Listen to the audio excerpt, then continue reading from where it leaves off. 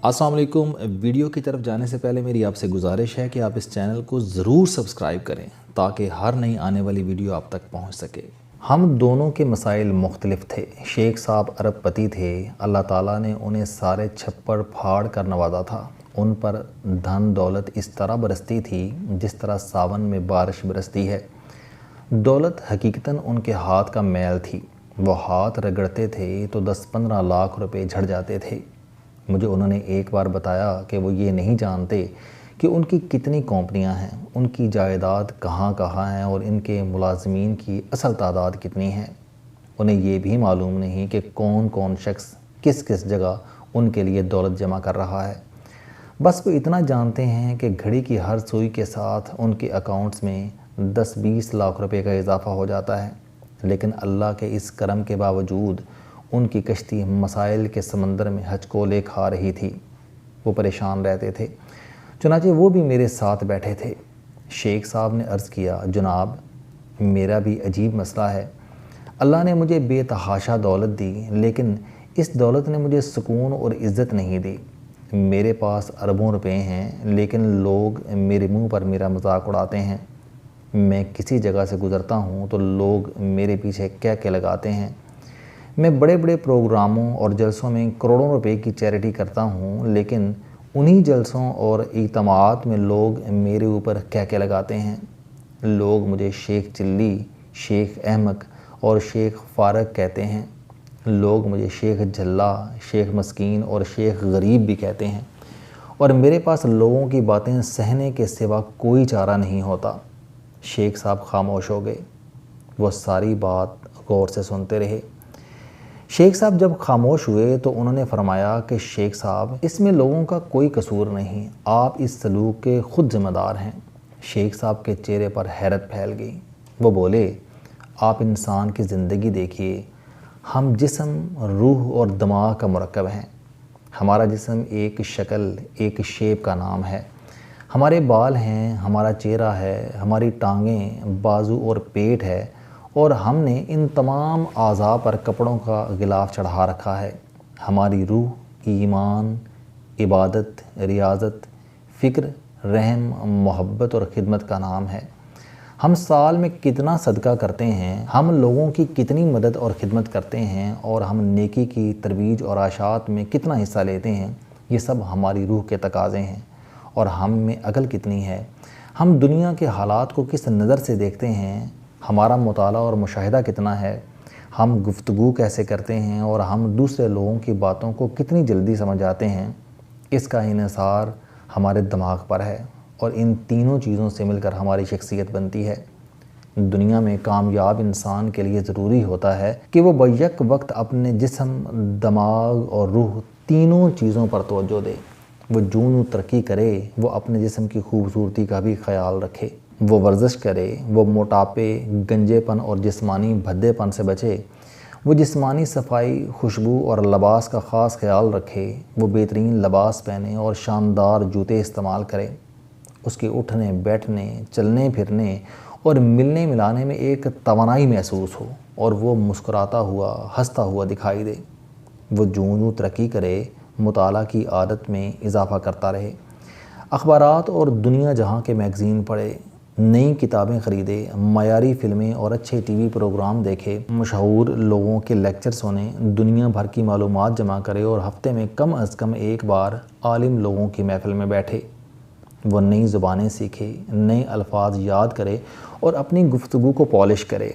वो जूँ जूँ तरक्की करे, इबादत और रियाज़त को भी अपनी रूटीन का हिस्सा बनाए, सदक़े और खैरात में इजाफ़ा करे, लोगों के साथ शाइस्तगी से गुफ्तगू करे, बेबस, बेकस, माजूरों और यतीमों की मदद करे और अल्लाह का ज़िक्र बढ़ाए।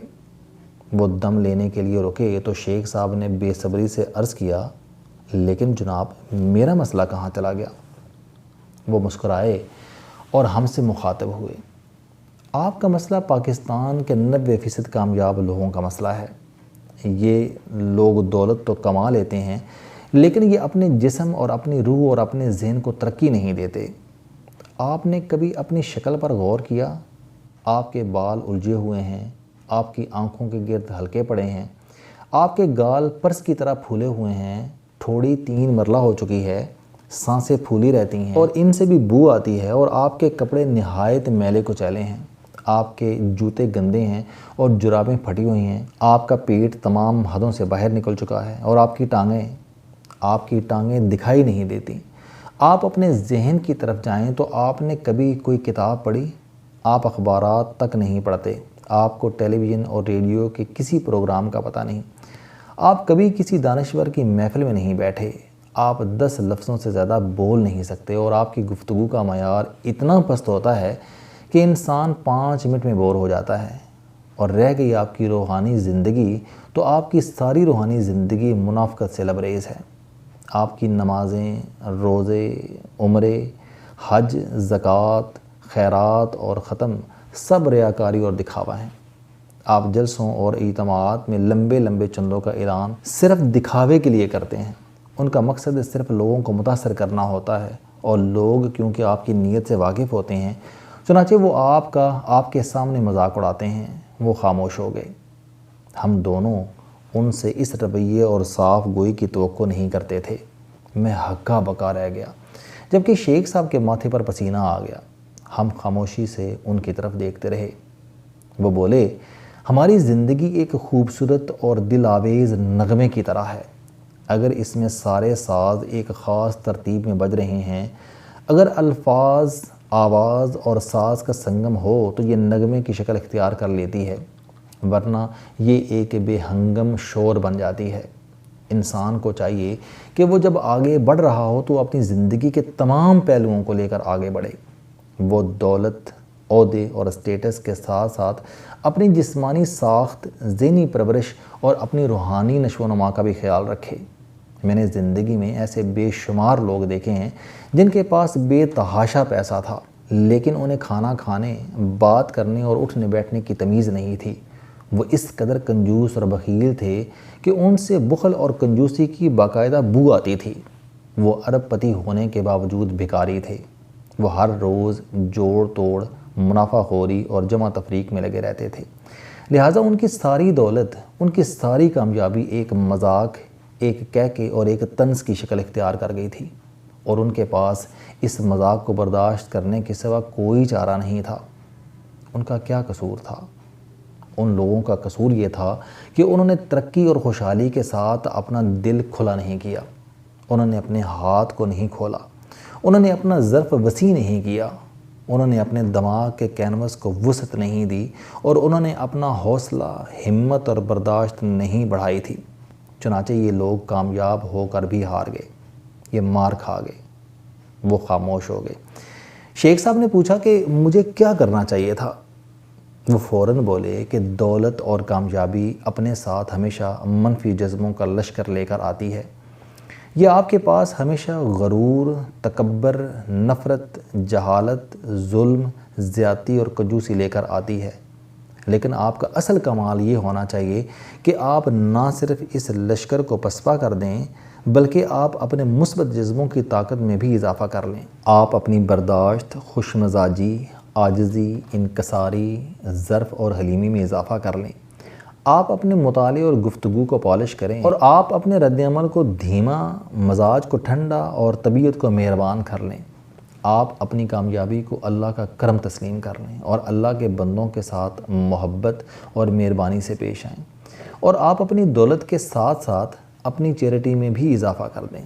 آپ کی عزت، شہرت اور اطمینان خود بخود بڑھ جائے گا۔ لوگ آپ کے سامنے اور آپ کی پشت دونوں پر آپ کا احترام کریں گے۔ وہ رکے، انہوں نے تھوڑی دیر سوچا اور دوبارہ بولے، یقین کیجئے، جس کامیابی کے ساتھ انکساری نہ ہو، جس خوشحالی کے ساتھ ذہانت نہ ہو، جس اقتدار کے ساتھ برداشت نہ ہو، جس اختیار کے ساتھ صبر نہ ہو، جس ترقی کے ساتھ رحم نہ ہو، اور جس دولت کے ساتھ ظرف نہ ہو، وہ دنیا میں بحران ثابت ہوتی ہے۔ وہ خاموش ہو گئے۔ میں نے شیخ صاحب کی طرف دیکھا، انہوں نے اطمینان سے سر ہلا دیا۔ میں آگے بڑھا اور میں نے عرض کیا، جناب، میں بھی ایک عجیب مسئلے کا شکار ہوں۔ انہوں نے مسکرا کر میری طرف دیکھا۔ میں نے عرض کیا، لیکن میں اپنا یہ مسئلہ آپ کے سامنے اگلے جمعہ کو رکھوں گا۔ انہوں نے کہہ لگایا اور اٹھ کر اندر چلے گئے۔ अस्सलाम वालेकुम। आप स्टूडेंट हैं, कोई जॉब करते हैं, कारोबार करते हैं या फिर आप घरेलू ज़िंदगी गुजार रहे हैं। अगर आप अपनी ज़िंदगी को बदलना चाहते हैं तो इस चैनल इल्म दोस्ती पर आप ज़िंदगी में कामयाबी के लिए जावेद चौधरी साहब के मोटिवेशनल, सोशल, सेल्फ डिस्कवरी से रिलेटेड और सेहत से मुतल्लक बेशुमार कॉलम सुन सकते हैं। मेरा दावा है कि ये चैनल आपकी ज़िंदगी बदल देगा। इस चैनल का मकसद अच्छी बातें माशरे में फैलाना है और अच्छी बात को दूसरों तक पहुँचाना सदका जारिया है।